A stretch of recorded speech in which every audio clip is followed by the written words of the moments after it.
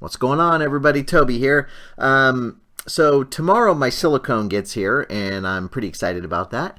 And so today I thought I would do a just kind of an overview just to double check this sculpt. This is one of the ones I call Stubs.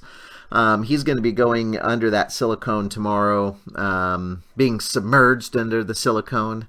And so I thought I would just do a quick little video here to kind of showcase this sculpt and then also kind of just work on him and just give him a once over before he goes in, because once you pour silicone onto your sculpture, that's it. I mean, it becomes immortalized in the silicone, and it's, you know, if something goes wrong, you can always remold it, but I try not to have too many faux pas when I'm working with silicone because it is slightly spendy. So yeah, Stubs, I'm pretty excited for this piece, and I'm thinking it's going to be a two-part mold, and so I'll just split them right in half. I'll probably have to do a air vent from, you know, maybe from here to this little arm, so that when the resin pours in, it'll hit this arm and then travel down and not catch air bubbles in these. This one I think will be okay. I don't think I'm going to have to do a vent off of this one, but this one for sure, because of the way it comes off. So, but yeah, and then this is going to be the way it's going to be displayed. I'm going to cast them in two parts here, a two-part mold, and then I'll just cast them, and then I'll probably just drill, you know, a hole in the bottom of them and then insert them on a little steel rod, and then I'll pour up a base separate, so it'll actually be displayed like this. So I thought about putting them under glass, and I'm not sure. Let me see if I've got if he fits under this glass display. That would be pretty awesome, but I'm not sure if he's gonna. So let's just pop him off of here and check and see if he'll fit. Oh, he might fit. Check that out. Yeah, he might fit up under there. So unfortunately, I can't put him up. I guess I can just kind of set him up in there. But yeah, so anyway, I think he'll be okay if I do that. It'll be close, but I think he might fit under there. So that's going to be an option as well. So that's exciting, because he is just this little tiny, you know, little tiny nugget, a little nugget of joy. Look at him. So anyway, yeah, I'm coming back in, and I'm going to be just kind of smoothing some things over, and unfortunately I did not get my lighter fluid, which that could be a problem. But I do want to show you this though really quick when we're doing our wrinkles on this, and I wanted to show this technique that I use, where you take a piece of saran wrap, or those bags that you get at the store like Fred Meyer's, Safeway, Walmart, those heavy-duty bags. But I just grabbed a piece of this cellophane here.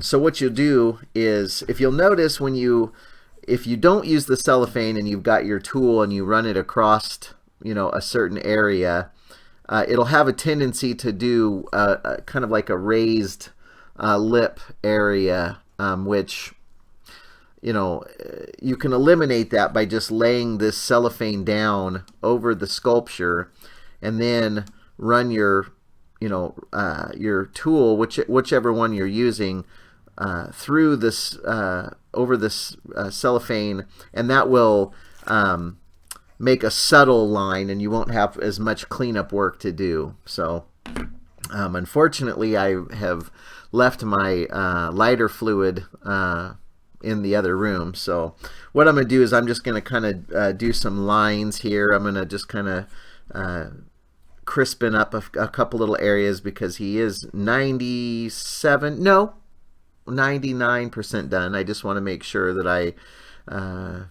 get all the proper final textures and stuff done on him. Sculpting for me is one of those things where I could, you know, spend you know, weeks and weeks and weeks working on a piece. So yeah, I have to learn to just stop, because it's good, it'll work. Just let it go and run with it, because it is good enough and it will work. So yeah, So anyway, I'm just going to be kind of fine-tuning and finessing these little areas. Now that I have this rake, I'm going to just go back and really make sure that these areas are smoothed and knocked down, and then I will do a once-over with the lighter fluid just to make sure. But there's a couple of spots that I'm seeing, and it's interesting. When you go back and look at it, you can see certain raised spots that just they would work, but you can tell they've been worked on and milled and done with your hands. So I try to make it as organic as possible. So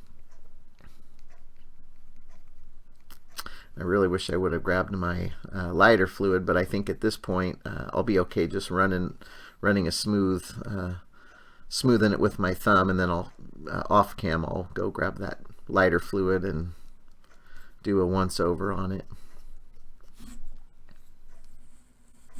Yeah, these lines and wrinkles and stuff are pretty amazing. Let me grab something to stick this clay in here to wipe my tool off. But yeah, it's pretty amazing how if depending on how deep you go with your groove, the lines and stuff that it'll make, it's pretty amazing, because a little bit will go a long way. Just a little pressure will really make a mark on them here.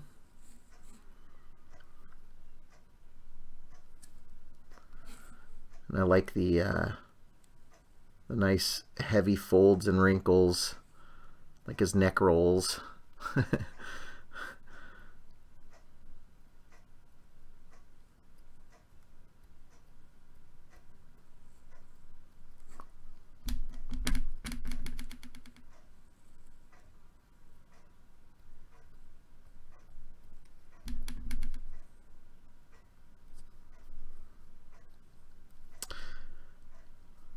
This piece, I was inspired by just like mutants, like The Hills Have Eyes. They have just really cool mutants, and I've really been digging mutant artwork and concept artwork as of late. I don't know, it's fascinating to me, and I think like Chernobyl and stuff is as traumatic as that has been, and still is. People still suffer from Chernobyl and the after effects of it. It's interesting to see the defects that have come out of that. It's a shame, and it's very sad, but it's interesting medical to see the medical stuff that goes on there, and the deformities and the mutations that happen, not only in humans but animals and stuff like that. But yeah, I definitely dig mutated little freaks and stuff. No disrespect to those out there that will take offense. I'm sorry, but yeah, I just really am digging concept art. I've been catching myself studying a lot of just different concept arts and stuff online, so it's pretty cool. And my favorite is like zombie mutated concept art, like mutants, zombie mutants. Well, you get some really messed up creatures there, that's for sure.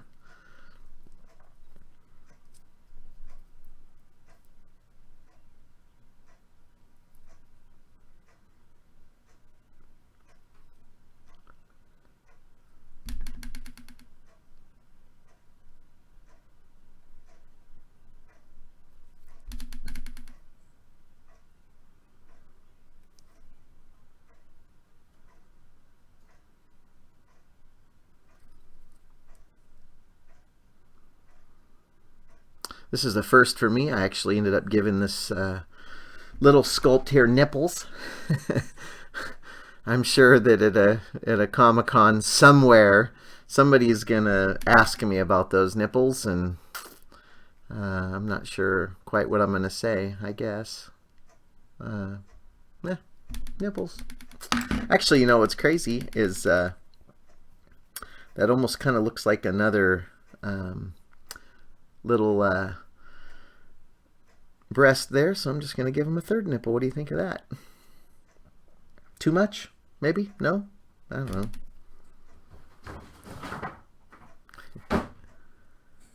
Sounds like something's falling apart over there in the studio. I have no idea what's going on over there, but